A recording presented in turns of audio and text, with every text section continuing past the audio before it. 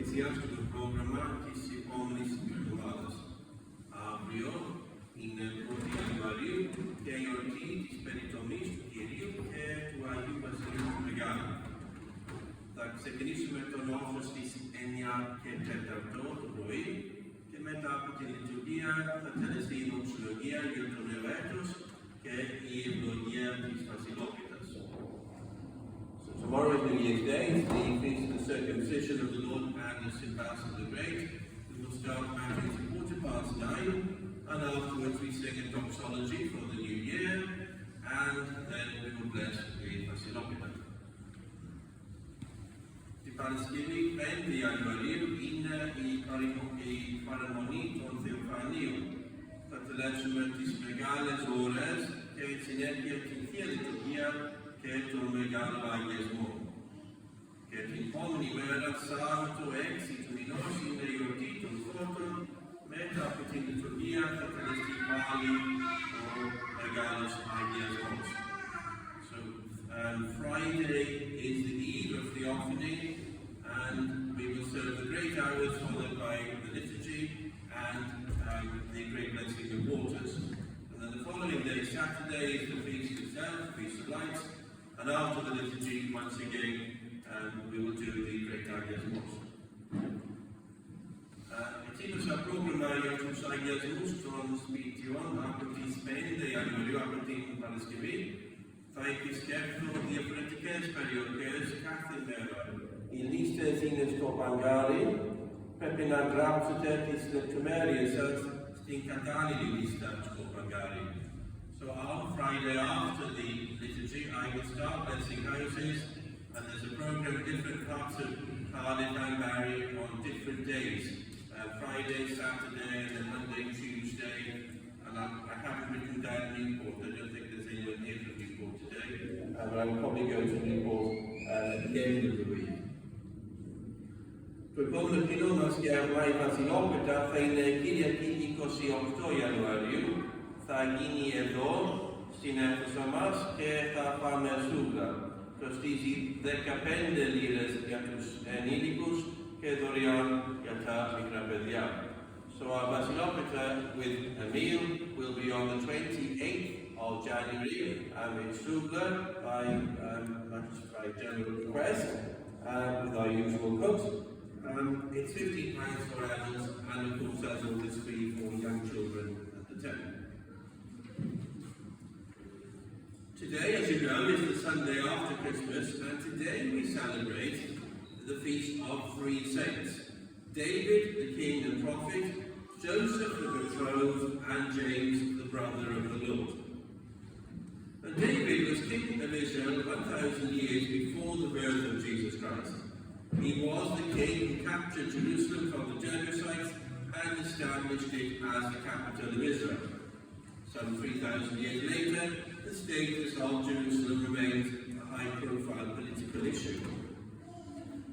Saint Joseph was a descendant of the royal house of David, and that's why, if you remember in the Gospel of Christmas, he had to go with Mary and Panagia to Bethlehem for the census ordered by the Roman Emperor Augustus. And so Jesus Christ was born in Bethlehem, the town from which David came. And many times in the Gospel, Jesus is addressed as the Son of David by the people who recognized him as the Messiah, the eternal King. David wrote many of the Psalms which we sing in every service, and so every day in our church services and in our prayers at home, we are saying verses written 3,000 years ago by King David. Today is also the feast of Saint Joseph, to whom the Panagia was betrothed, and God chose him as the guardian of the Panagia and of the baby Jesus.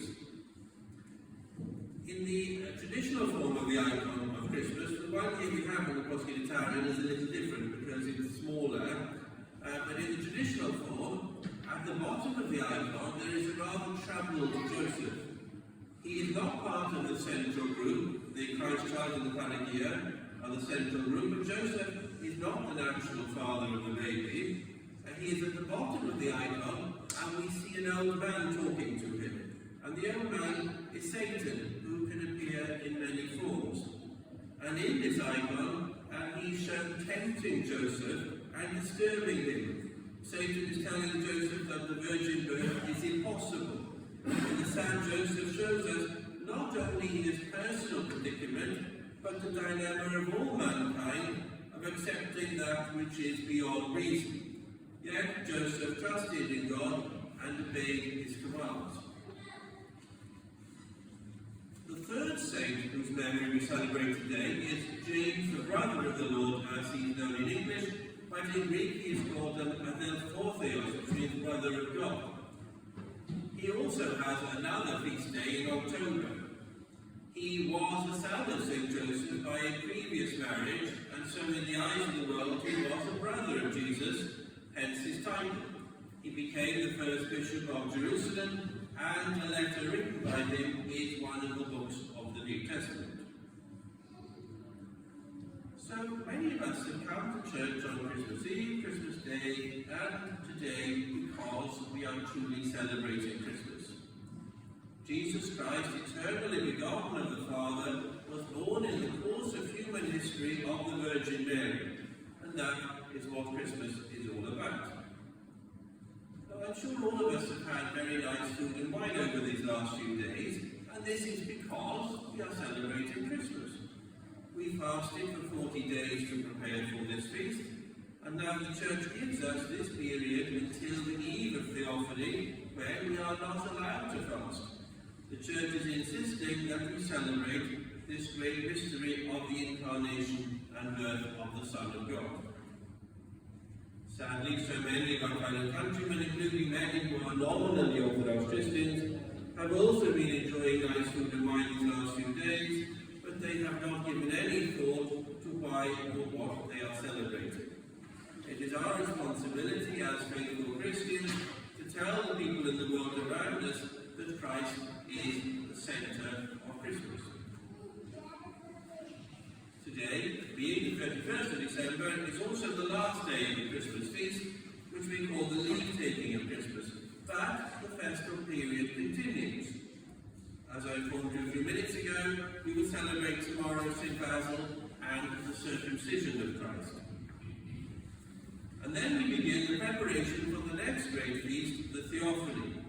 Please make every effort to come to church either on Friday, the eve of the feast, or on Saturday, the feast itself, to receive the Theophany water and to celebrate the manifestation of our Saviour Jesus Christ to the world.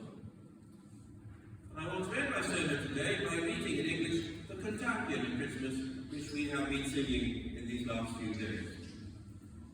The Virgin today giveth birth to him who is above all creation, and the earth offereth the cave to him whom none can approach unto. Angels and shepherds sing glory, and wise men journey with the star, since for our sake hath come as a newborn child, he who from all eternity is God. This is the core message of Christmas, which we must treasure in our hearts and minds. So the prayers of our Heavenly Fathers, the Lord Jesus Christ, our God, have mercy upon us and save us. Amen.